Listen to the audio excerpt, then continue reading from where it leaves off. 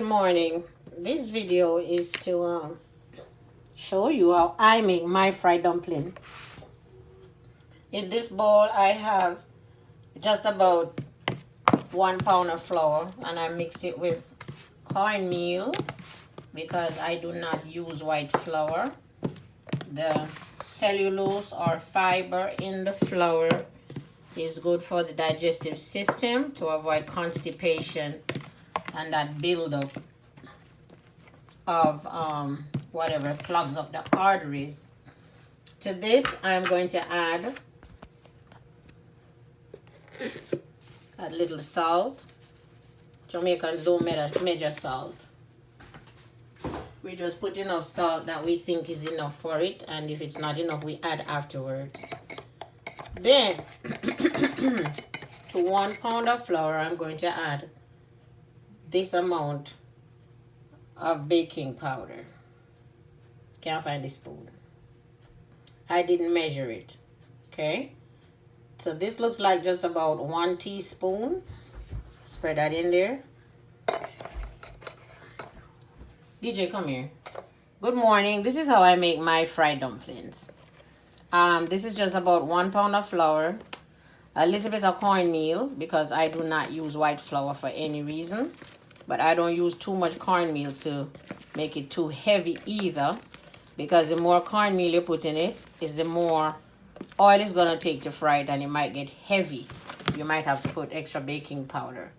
To this I have added a teaspoon of baking powder. Okay, the secret to having nice soft flaky dumplings is in the baking powder. If you find that your dumplings are becoming tough when you fry them, that is because you might not have added enough baking powder. What some people do as well, like I'm doing, is to stir the flour around to incorporate more air, and the more air you incorporate in it is the softer they're going to be.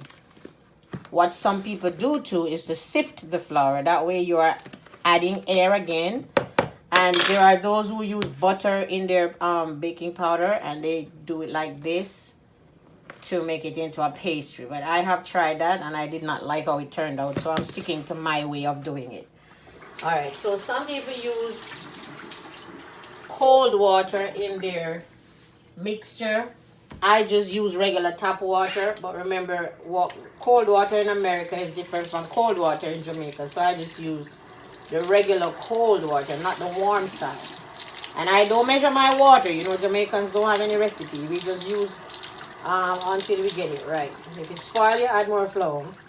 This is the down and dirty version. Or in other words, the yard style way of doing it. So I just add water until, and I don't start kneading it until it all comes together, because you do not want it to get tough. So you add water and add water until you see you're getting rid of all the powdered flour, and now it's forming up into a dough. And then experience will let you know how much water is enough, and you know when to stop. See, I'm not using a cup, I'm just taking it from the top, but I take a little bit at a time. If you look at it now, it's forming up, so I just need a little tip more water, and then I get it all nice into a dough. And I don't press down too hard. Men have a way when they're frying dumplings, they press down very hard on the flour, and that's defeating the purpose, because that way you are pressing back out all the air that you tried to get in it in the beginning. And so I need it, spin it around lightly. My Auntie P taught me that when you're making dumplings, you clean all the flour from around the bowl, and when you're finished, your bowl should look as if you didn't even have any flour in it in the first place. Now if you look, my dough is nice and soft. It's not sticking to anything, it's not dry, it's not tough. And then I'm just gonna let it sit for a little bit and wait before I fry it. In the pot, hold your hand up, can you? Okay. You will see a piece of dough that I put in the pot to test the temperature of it to see if it's ready. And so over here, I'm making, put it over here, so on my hand, DJ. I am making the dumplings. You're gonna make them to the size you like. And some people can do the one where you fold it in your palm. I just do the regular one. This is how I saw my mother doing it. So I just do the same thing. And these are small. But if you look in the pot, you already see that they are rising. And they are coming out quite nicely. And look at the dough, how easily it stretches. See? It's nice and soft. It's stretching. That tells you that it should be nice and flaky when the dumplings are made.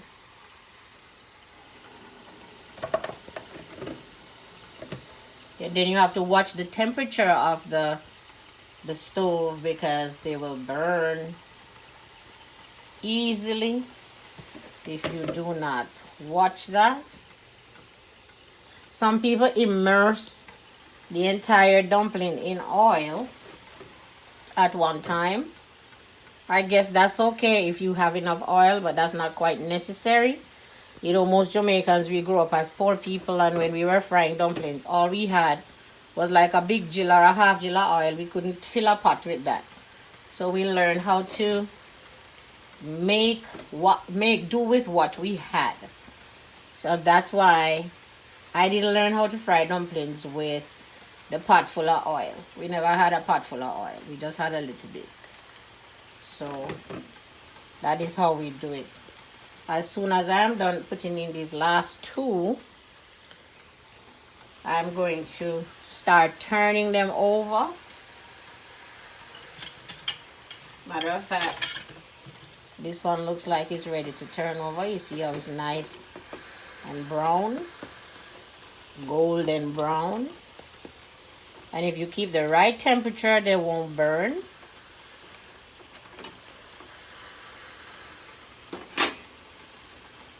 This one is going to be a little bit bigger than the others because I don't want to divide this in two. Okay, let me wash my hands.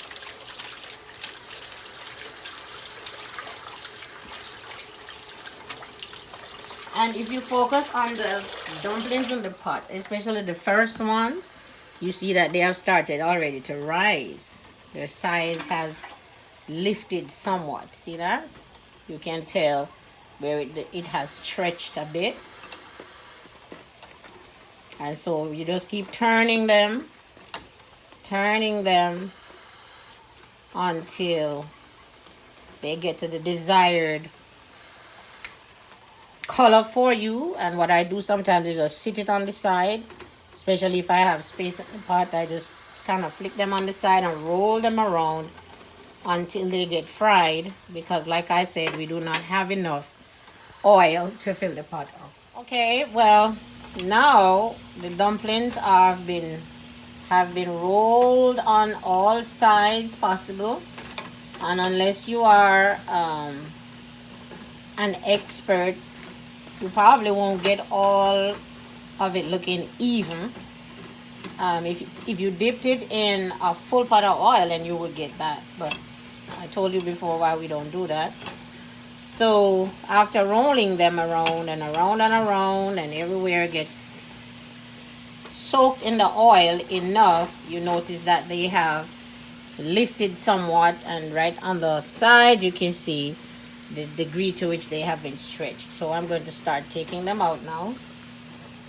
If you see, this one is already so soft while I touch it with the fork.